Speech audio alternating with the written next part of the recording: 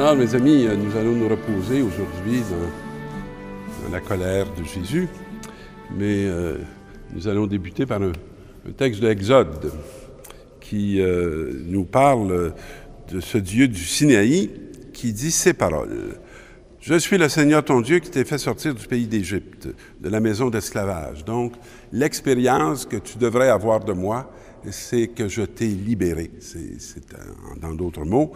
Et tu n'auras pas d'autre Dieu que moi, parce que si tu as d'autres dieux que moi, dans le fond, tu vas retourner dans ton esclavage. Et qui dit aussi, tu n'invoqueras pas le nom du Seigneur ton Dieu pour le mal, car le Seigneur ne laissera pas impuni. Tu ne réduiras pas Dieu à un état d'objet pour l'utiliser pour tes fins à toi et prendre son support ou son poids, parce que tu ne seras pas dans l'impunité, tu seras puni. Hein? Celui qui invoque mon nom pour le mal, tu feras du sabbat un mémorial, un jour sacré, donc tu te souviendras. Ce sabbat-là va t'aider, t'accompagner à te souvenir de cette action constante de Dieu dans ta vie. Et après ça, il va nous donner un ensemble de prescriptions, de lois qui s'expriment beaucoup par la négative et qui nous dit, dans le fond, tout ce qu'on a à pas faire. Alors, je ne commande pas plus longtemps, pour l'instant, ce texte-là. Et nous allons aller tout de suite à l'Évangile. Et dans cet Évangile, c'est Jésus qui monte à Jérusalem.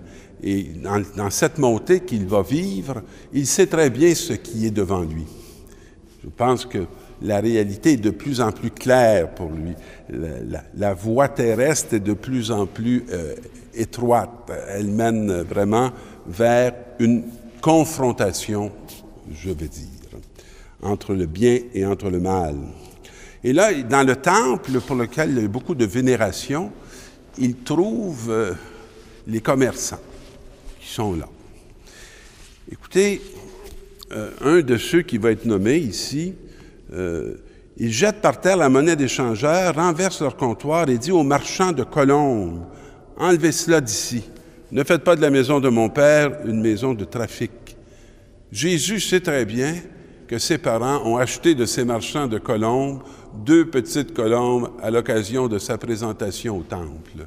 Ce n'est pas pour lui quelque chose d'absurde. Ce n'est pas quelque chose d'absolument pas significatif. Il saisit une dimension de toute cette réalité-là.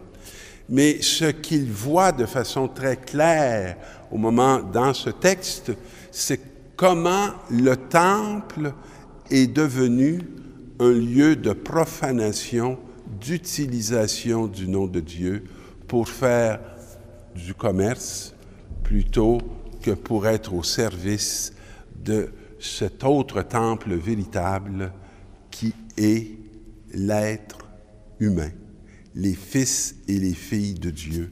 Comment nous avons désacralisé l'homme pour utiliser le sacré pour en tirer profit. Ce qui le met dans un état de grande colère. Et cette colère, elle est loin d'être contre l'humain, elle est pour l'humain. Elle veut exprimer une réalité qui doit cesser pour que l'homme vive, pour que la vérité se rétablisse. Et enlevez cela d'ici, ne faites pas de la maison de mon père une maison de trafic.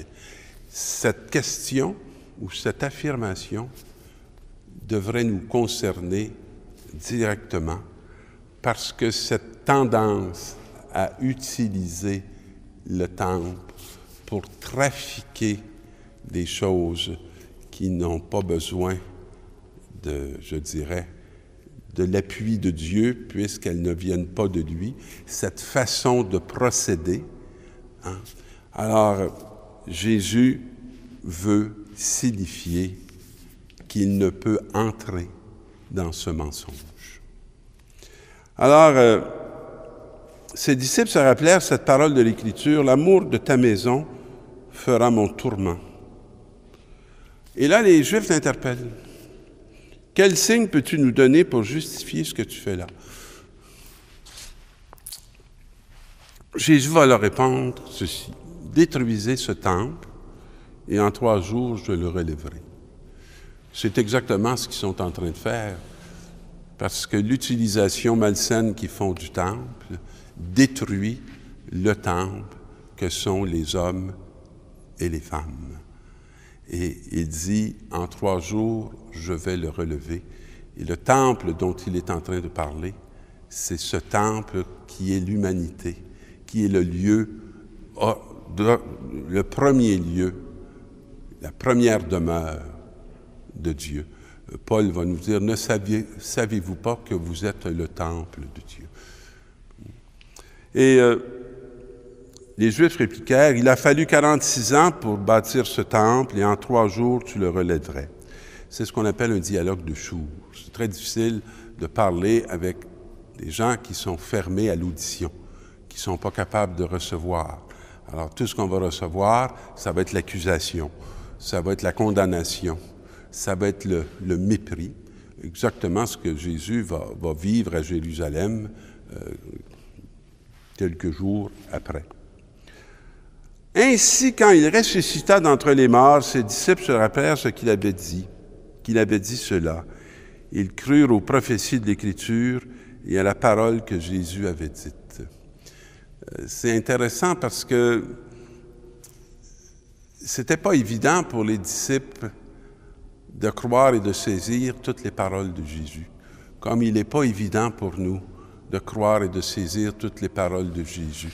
On pourrait être porté à en mettre certaines de côté, faire notre petite synthèse acceptable et ne pas se laisser, je dirais, travailler, convertir par ces paroles de l'Écriture qui viennent nous rendre à Dieu et nous affranchir de ce qui ne lui appartient pas. Pendant qu'ils étaient à Jérusalem pour la fête de la Pâque, beaucoup crurent en lui à la vue des signes qu'il accomplissait. Mais Jésus n'avait pas confiance en eux parce qu'il les connaissait tous et n'avait besoin d'aucun témoignage sur l'homme. Il connaissait par lui-même ce qu'il y a dans l'homme. Alors, mes amis, par lui-même, Jésus avait une connaissance, je dirais, du péché, sans avoir d'être de péché. Et cette connaissance qu'il avait appartenait à son incarnation, à tout ce choix qu'il avait assumé d'entrer dans notre chair, d'entrer dans notre réalité. Et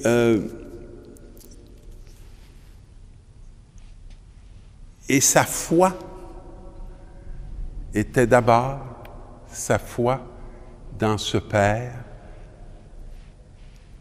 dans cette mission qui était la sienne, et dans cette mission qui était celle de l'Esprit, de permettre que se rebâtisse l'être même de l'homme, de l'humanité, qu'elle se rebâtisse à partir de la fondation, de la source même, qui était cet amour trinitaire, qui est le seul à pouvoir rendre, je dirais, à l'humanité sa dignité de sujet et non d'objet et d'utilisation pour son profit de tout ce qui peut le perdre parce qu'il va s'égarer de l'appel et de la vocation première qui est la sienne, d'être dans une alliance sainte. Je nous souhaite de pouvoir vivre cette conversion pour être vraiment transformés par cette grâce de Jésus-Christ et que nos temples ne soient pas des lieux de marchandage, mais des lieux de rencontre de Dieu. Bonne semaine.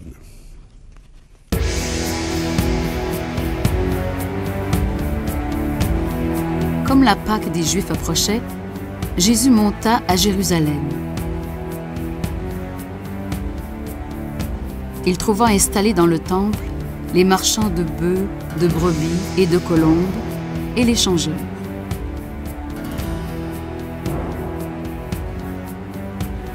Il fit un fouet avec des cordes, et les chassa tous du temple, ainsi que leurs brebis et leurs bœufs.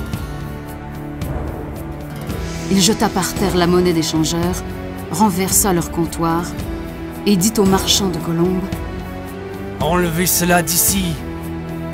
Ne faites pas de la maison de mon père une maison de trafic! » Les Juifs l'interpellèrent.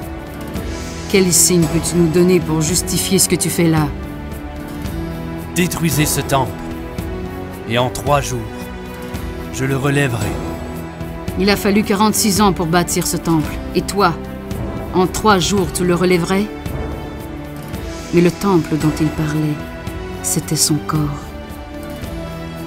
Aussi, quand il ressuscita d'entre les morts, ses disciples se rappelèrent qu'il avait dit cela. Ils crurent aux prophéties de l'Écriture et à la parole que Jésus avait dite.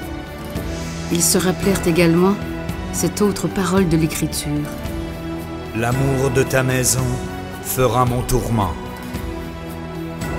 Pendant qu'il était à Jérusalem pour la fête de la Pâque, beaucoup crurent en lui à la vue des signes qu'il accomplissait.